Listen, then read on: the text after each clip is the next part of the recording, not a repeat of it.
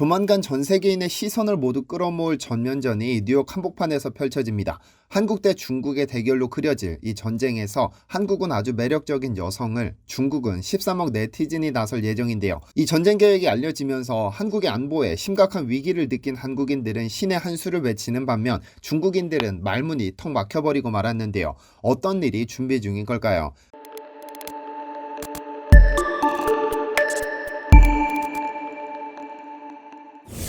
안녕하세요. 디스멘털입니다. 한복 논란을 도저히 이해하지 못하겠다. 국적은 달라도 우리의 정체성은 사라지지 않았다. 내 어미가 입었고 그 어미가 입었고 그 어미의 어미가 입었던 조선의 저고리와 치마를 입지 말라는 것은 황당하기 짝이 없다. 이 말은 최근 제중동포 여성단체인 애심네트워크의 이령 전 북경사범대 무용학과 교수가 최근 한국과 중국 사이에서 벌어진 한복 논란을 두고 전한 조선족의 반응입니다. 그녀는 조선족은 일제강점기 한반도를 떠나 지금의 동북 삼성 지역에 정착한 이들이다. 이 중 상당수는 만주에서 독립운동을 하고자 했던 사람들 또는 그 동료들의 후예다. 나는 지금도 학생들에게 우리는 조선 치마, 조선 저고리 차림에 장구 둘러매고 두만강을 건너왔다고 가르친다. 100년도 지나지 않은 이런 역사가 한국에서 너무나 빨리 잊혀지고 있다며 아쉬움을 토로합니다. 물론 그녀의 이러한 발언이 이해되지 않는 것은 아니지만 아마 한국인들이 진정으로 분노를 표하는 것은 조선족의 탄생 배경이 아니라 중국 정부와 일부 몰지각한 중국 네티즌들이 보이는 반응일 것입니다. 일부 중국 네티즌들은 한국은 뭐든 다 자기네 거라고 우기는 한심한 민족이라는 악플을 배설하는가 하면 베이징 올림픽 개막식 직후 한국 언론들이 문화공정에 대한 기사를 내보내자 주한 중국 대사관이 한국 일부 언론에서 중국이 문화공정, 문화 약탈을 하고 있다고 억측 비난해 중국 네티즌, 특히 조선족 군중이 큰 불만을 갖고 있다는 내용의 입장문을 내면서 반중 여론이 격화됐었는데요. 그러나 한국인들이 진정 분노하는 것은 이 한복이 끝이 아니라는 점을 잘 알고 있기 때문입니다.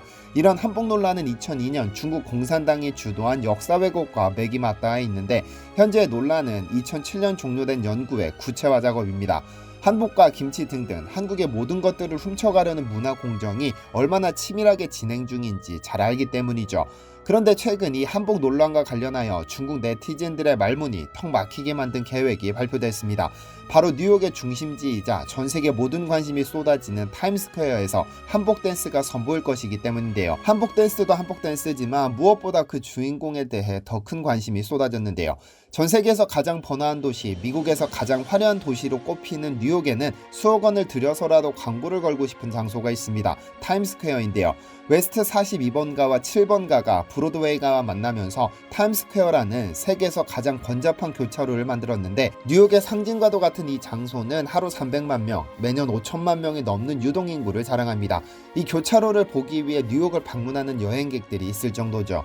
이러한 덕분에 타임스퀘어는 전 세계 엔터테인먼트 산업의 중심지라 불리는데 유동인구가 많은 만큼 그 광고 효과는 확실합니다. 그런데 이 장소에 세워진 전광판에 한국과 관련된 광고가 없었던 것은 아닙니다만 조만간 시작될 광고는 그 결이 다릅니다. 왜냐면 진짜 인간이 아닌 가상인간이 주인공으로 등장하기 때문입니다. 아마 작년 후반기부터 관심있게 뉴스를 보신 분들은 갑자기 가상인간에 대한 기사가 급격히 증가했다는 점을 확인하셨을 텐데요. 버추얼 인플루언서라고도 불리는 이 가상인간은 최근 연예계뿐 아니라 모델, 연구원, 앵커, 디자이너 등등 업계를 넘나드는 모든 분야에서 활약해 더 이상 가상이라고 볼 수도 없는 수준에 이르렀습니다.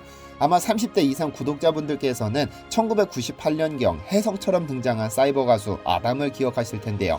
아담의 경우 세상엔 없는 사랑이라는 노래로 약 20만 장가량의 데뷔 앨범을 판매하며 9시 뉴스에서도 다뤄질 만큼 큰 이슈몰이를 했지만 그는 그리 오래 활동하지 못했습니다. 아담의 입모양과 동작을 구현하기에 너무나 많은 비용이 필요했기 때문에 화면에 등장해 대화 한번, 자기소개 한번 제대로 하지 못했었죠. 그런데 자연스럽게 내리에서 지워졌던 가상인간이 다시 주목을 받기 시작한 것은 2020년 12월 30일입니다. 인스타그램으로 자신의 일상을 공유하던 한 20대 여성이 피드에 기사 하나를 캡처해 올렸는데 자신이 버추얼 휴먼이라는 사실을 공개했기 때문이죠. 그녀의 이름은 로지, 국내 첫 버추얼 인플루언서입니다. 사이더스 스튜디오 X가 제작한 그녀는 신한 라이프 광고를 통해 어마어마한 관심을 끌었는데 이후로 한국에서는 수많은 가상인간이 등장했습니다. 그 중에서도 눈에 띄는 활약을 보이는 인물은 네오엔터 DX가 제작한 리아라는 가상인간입니다. 뉴욕 타임스퀘어 한복 광고에 등장할 예정인 오늘의 주인공입니다. 그동안 가상인간은 입모양과 동작이 부자연스러워 실제 방송을 진행하는 것이 불가능하다고 여겨졌으나 리아는 모든 불가능을 벗어던졌습니다.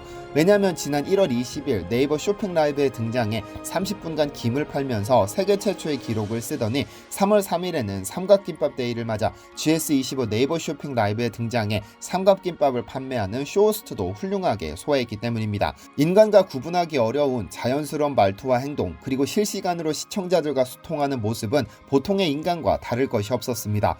그런 리아가 최근 한복공정 대응 프로젝트에 등장했습니다. 제작사 네오엔터DX는 리아를 이용해 한복 화보, 한복 컨셉 음원과 뮤직비디오를 제작해 한복을 세계에 알리는 전도사가 될 예정인데, 이는 사회문제 콘텐츠 펀딩 플랫폼인 프로젝트 퀘스천과 함께 추진됩니다. 5월까지 이와 관련된 펀딩을 진행하고 6월에 음원과 뮤직비디오가 발매될 예정인데, 펀딩 모금액에 따라 작게는 타임스퀘어 전광판 광고부터 크게는 글로벌 매거진에 한복 화보를 실어 전 세계에 한복의 위상을 알릴 계획인데요. 그 한복 프로젝트의 첫 순서로 한복 댄스 쇼폼 영상을 공개하고 한복 화보 촬영을 진행했습니다. 이런 계획에 대해 프로젝트 퀘스천의 최은원 대표는 한복 공정과 같은 문제가 계속 불거지면서 공공외교의 중요성이 강조되고 있다며, 이번 프로젝트는 우리나라의 콘텐츠 기술력을 세상에 알리면서 시민들의 힘으로 이러한 역사 왜곡에 대응한다는 점에서 매우 의미 있는 프로젝트가 될 것이라고 강조했습니다.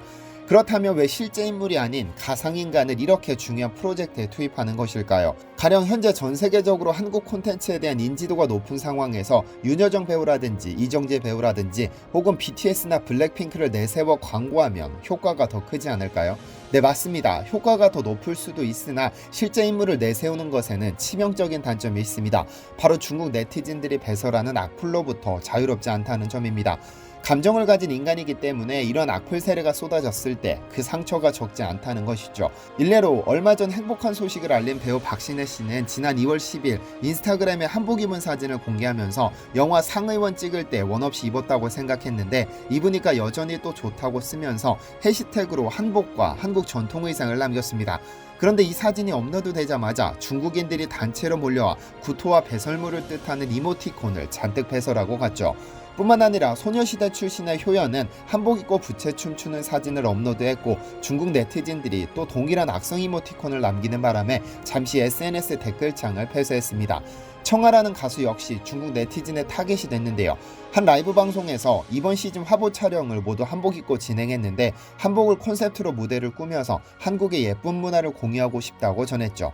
이에 중국 네티즌들이 또 욕설과 구토 이모티콘을 남기면서 문화를 훔쳐가려 하지 말아라든지 당신의 나라에서는 역사를 가르치지 않냐라는 등 어이없는 악플 세례를 받아야 했습니다. 어쨌든 이런 악플의 도 같은 연예인이라지만 인간이기 때문에 누군가로부터 받는 비난은 스트레스가 됩니다. 같은 국적을 가진 네티즌이 아니라지만 상처받는 것은 어쩔 수 없죠. 그러나 가상인간은 이러한 악플로부터 상대적으로 자유롭습니다. 악플을 남기든 구토와 욕설 이모티콘을 남기든 실존 인물이 아니기 때문에 상처받을 일 없이 자유롭게 행동할 수 있습니다. 욕설과 비난이 일상인 몇몇 네티즌들이 자신들의 열등감을 배설할 대상이 없어지기 때문에 말문이 턱 막히게 되는 겁니다. 최근 중국의 돈 없는 문화공정은 한국인들에게도 상당한 스트레스입니다. 그리고 한국인인 저 역시 한국의 자랑스러운 문화와 역사를 알리기 위해 부단히 노력하겠습니다. 시청해주셔서 감사합니다.